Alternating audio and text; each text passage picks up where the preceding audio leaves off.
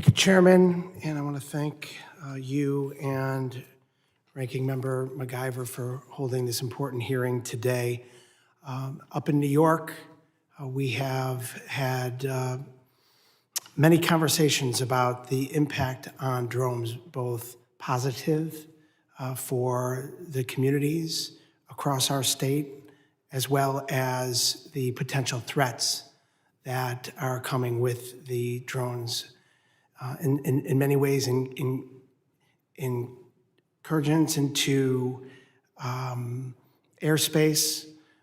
We know last year the worry, the concern, and the fright that it caused up in the Northeast, whether it be New York, New Jersey. And I'd like to know, especially being along the Canadian border, my district, the 26th New York, Buffalo, Niagara region.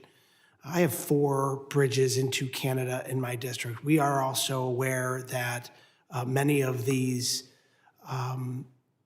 foreign nationalists have used drones, when I say negative, to smuggle narcotics across the border.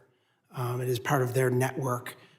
How do we balance, as a government, the positive influence of drones in our lives, in the technology that society can benefit from, to the real negatives that an oversaturation of drones is bringing into our society?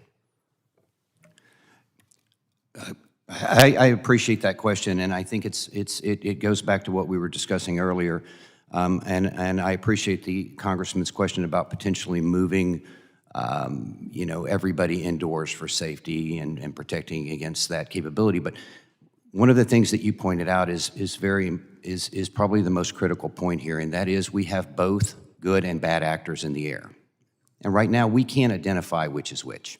Whether they're flying over a bridge for appropriate purposes, not flying across the border for appropriate purposes, not flying, we have to start there. We have to start by having an awareness and seeing our airspace.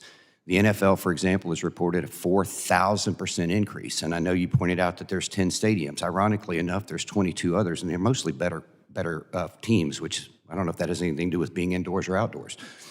But so we have to be able to identify what's operating in that airspace, be able to control and protect and restrict those operators from flying in those areas that we don't want, and then and only then should we be able to effectively initiate, whether it's electronic or kinetic countermeasures. And I think that's where we have to start, and I think that fixes the problem. It also establishes public trust. Back to the ranking member's question about what happened in New Jersey. The bigger issue there, I think we all know, it turns out what was there was, if it were drones, was authorized, but we didn't know that at the time, and we probably should have known that at the time. And so I want to just continue to reemphasize that we need to understand what's happening. We need an integrated airspace management. We need to be able to be comfortable, you as regulators, policymakers, our Americans as the general public, and first responders and law enforcement. Thank you, Mr. Walker, and thank you all for being here in your testimony. But Mr. Walker, thank you for taking that question head on. As a leader in the industry, what are your thoughts on it? How does the industry suggest that we regulate your own industry to make it safer and to prevent these bad actors from doing harm to our communities? Well, the industry is working, I think, aggressively to both grow the industry and create systems, technologies, and our own individual policies at the operator level that protect the general public.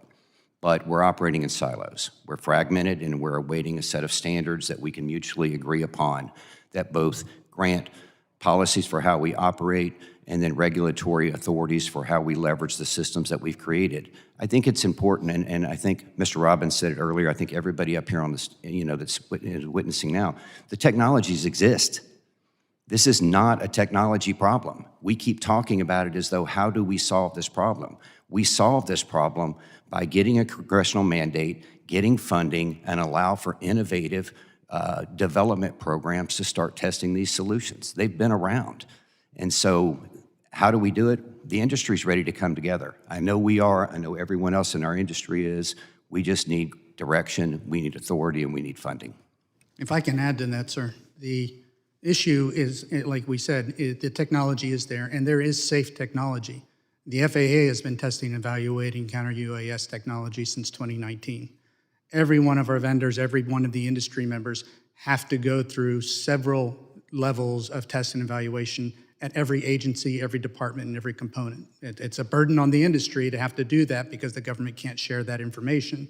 But regardless, there are safe technologies out there that can detect, track, identify, and monitor airspace and give us air domain awareness, and it can be layered.